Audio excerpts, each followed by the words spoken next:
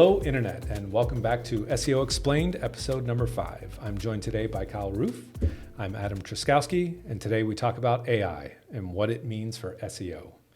So, big question. It's on everyone's mind. Has AI really changed everything? No, AI has not changed everything in SEO. The big thing that it has changed or is in the process of changing is in the rate that you can create content. Mm-hmm. Using AI tools, you can create content very quickly. Mm-hmm. But in terms of like search engines and what they're doing, they are incorporating AI elements, but they're not changing the search results themselves. What they're doing with that is it's enhanced search.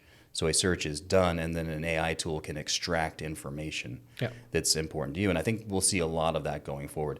SEOs already have a lot of tools that do this already. There are a lot of Chrome extensions, for example, that SEOs will use to pull information out that is specific to them, information that they want. I see that opening up a lot more for other people so that they will have tools available to them to extract information from a search that's more interesting to them or the information that they need. I see it moving that way, but I'm not overly concerned about a mass change to how search works. Yeah. And I don't think it will change how SEO is done. What I see is an opportunity for more optimization. Sure. Because if there's an additional tool that is extracting information, we want to figure out how we can optimize to make sure we show in those results as well. Essentially, there'll be the results as we have them, and then a separate set of results of extracted information. I want to make sure that our information shows up there. So I think it's just going to be more optimization opportunities for us. Do you think that it has the potential of reducing informational queries, since you don't necessarily have to go to Google or any search engine to find that out? You can just throw it into ChatGPT or any other tool? That's a great point, and it's, I think, important to understand that it's not doing any searching. It's a language model. Yeah. And so what it's doing, it's not going out and looking for anything in particular. It's making a prediction as to the words that should be associated with whatever you asked it. And so if you're not seeing the source, you're going to have difficulty confirming if you're actually getting the correct information. Yeah. That's one of the nice things about getting 10 results or more, is that you can see, is this coming from a reputable source, or is this coming from a source that should not be giving this type of information? And now when you take that into a language model, it doesn't even know what its source is. It's just kind of like pulling that information out. So it could take a little from here and a little from there, and you end up with a very horrible recipe. Yeah, Abe Lincoln sailed the seas in 1492, basically, yeah.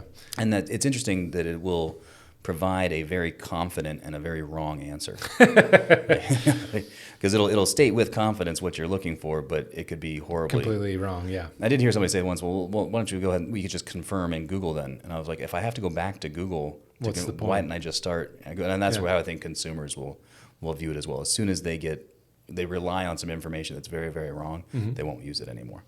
And a prime example of this was when Google announced Bard, their version of ChatGPT. Went so well. In the very first example, there was incorrect information. Yeah. That's perfect. Yeah. Like that shows exactly the problem. And it was such a technical question. It was about the James Webb Telescope. What are cool things about it? Mm-hmm. The item number 3 was not that telescope, but I wouldn't know that. Yeah. The only people that would know that were probably the scientists that worked on it. Be like, hey, that was our thing. That's wrong. Yeah, exactly. But so that's the problem. But if we had seen, did this information come from NASA, or did this come from some enthusiast website, Bob's Rockets, then we would be able to say, like, you know what, maybe I'm going to take the NASA version over with a little more. But the ChatGPT can't make that distinction. Gotcha. It doesn't know that that's a better website. Yeah. It also doesn't understand sarcasm. Yes. You might say that this horrible person is a great guy. Now ChatGPT is like, oh, it's a great guy. No, I'll go ahead and put this into my information because it's not going to get nuance. That's dangerous. Yeah. Right. So that's how that can skew. But so as a search engine itself, I'm not concerned about that because I don't think it'll work that way. And giving it more information doesn't make it better. It's not a situation where it just needs more info. That doesn't make it better. The model has to be retrained. Gotcha. So I think search results will stay similar to how they are so that you can actually see the source and make an informed decision as to whether or not this is the information you need or if this is the most correct information that you can get access to. Gotcha. I know that a lot of SEOs have jumped on the bandwagon and are using the tool, some for good, some for bad. Any insights on kind of how to use the tool well and not get yourself in trouble? Well, you have to test it. And that kind of goes back to, are SEOs running their own tests? Or are they testing on your site? Yep. You want to make sure that you're not going to get harmed. We spend a lot of time with a lot of top SEOs that also run their own tests. And I've seen a lot of results where sites that are pure AI created content will do very well in the beginning and then will crash. And I think that's because Google is treating this similarly to how they treat duplicate content Okay. and mass pages. Okay. These are issues that Google's already confronted. Mm-hmm. And once they realize that you are creating mass pages or that you're putting out a lot of duplicate content, they start to devalue your site. They start to crawl it less. And that's how they handle those types of issues. AI content is basically duplicate content. It's spun content. It's just a very advanced spinner. So it's not adding anything new to the web. And so if 50 people ask it the same question, they're going to get about the same answer. They're all going to throw it up on their websites. Now they have 50 duplicate pages. Yep. And then once Google identifies, like, oh, this is just duplicate content that's on a whole bunch of other sites, it'll start to devalue that site. Yep. So you want to run tests to understand, how it can be used properly and safely. Mm-hmm. We don't want to burn anybody's website down. I'm sure that if they're looking long term, they don't want to burn their website down as well. Either, yeah. And so that's why we're running these tests. There will be applications for it. And I think by and large, it'll be fast forwarding like the content creation, like getting through the rough draft faster. Yep. I think it'll also be good for content clustering, and looking for terms that are related to each other that would be good to write about to get topical coverage, to cover a topic completely. Cutting down the time to find all of those. Right, and then to kind of brainstorm how to move from this topic to that topic, and how we can do that in a way that will flow well for the website. Yep. I think it'd be really great for that. But we are testing that to make sure that is, right now that's the assumption, right? Yeah. We want to make sure that still won't get us in trouble. Sure. Or get any client sites in trouble. Sure. I know there's, in the affiliate world, there's a lot of people that are super stoked on it. Any insight? EAT is a big metric with affiliate already. You don't want to add fuel to the fire of Google not liking you. Any insights for affiliates? Yeah, I think if you're just putting out pure AI content, I think you're doubling down on your issues. Where you're trying to hide trust signals from Google, and then now you're going to give Google a whole bunch of duplicate content, like unedited content. Yeah, it's a recipe for disaster.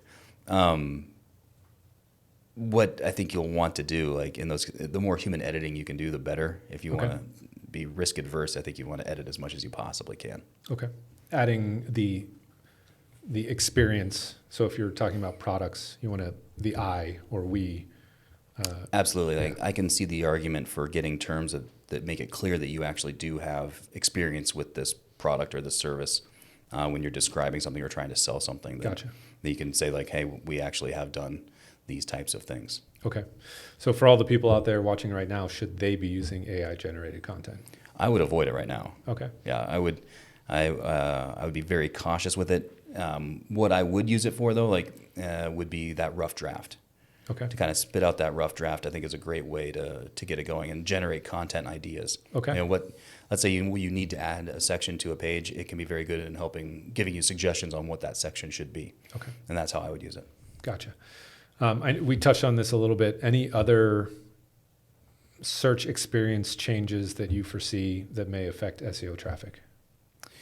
When Google came out with featured snippets, everyone was really concerned that would take all the traffic. The featured snippet is a box at the top, and it takes a blurb out of a website, and people were concerned that would... No one would click through. Right. Yeah. The thing that I think experience is certain types of searches people won't click, and that's like, what time is it in Portugal? Sure. Right? What day is President's Day? Sure. And so it's going to give you that answer, and there is no reason to go further to click in. Yeah. That's the same with voice search. Those are the voice searches. Like, hey, hey Google, what time is it? Yep. The other voice searches are play this song. People were really concerned about voice search for the same reason they were concerned about featured snippets, saying that it would just take away traffic. Sure. It turns out it's not. People use it specifically for those things, like to play a song, to get the time, to find out the weather. Yeah. But after that, even if there's a featured snippet, they're still going into the web pages to get more information. Gotcha. They're not just looking at that little paragraph and then going off. By and large, they're looking at it. That's the result that I want. Sure. It's confirming the information where then they're going in still with the click to see. So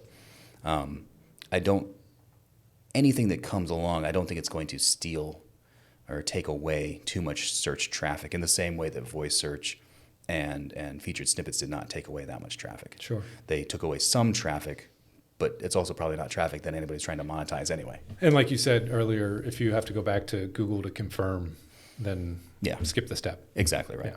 So I think if there is a change, I think it will be slight, and I think anything will be closer to how the featured snippets work, and it'll end up driving its own type of traffic. Gotcha. Any other interesting insights you have?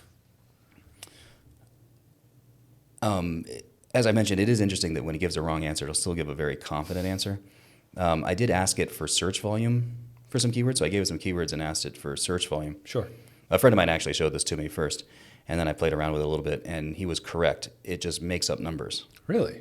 Yeah, so you say like, hey, what's the search volume for this particular term? And it'll be like, it's 3,000. It's just making something up. Wow. So it's almost like it's aiming to please. It's like, oh, I'll give you an answer. Don't worry. But it's not. It doesn't really care if it's the correct answer or not. It's basing that off of data it's found on the internet, which may or may not be correct, not actual data from Google or. And this kind of demonstrates that it doesn't understand the question. Yeah. It's not processing. It's like, oh, I'm sorry, I can't give you that information. I don't really know. Yeah. It has no way to express that. Yeah. It's just, again, it's predicting words that should be around what you're asking. Yeah. That's all it's doing. Gotcha. That's it for AI, episode 5. What do you guys think? Stay tuned for episode 6. And what are your SEO options? What can you do today to help your website? This has been Kyle Roof. I'm Adam Truszkowski. And if you'd like to find out more about how SEO can help your business, book some time with me. hvseo.co/booking. We'll see you in the next one.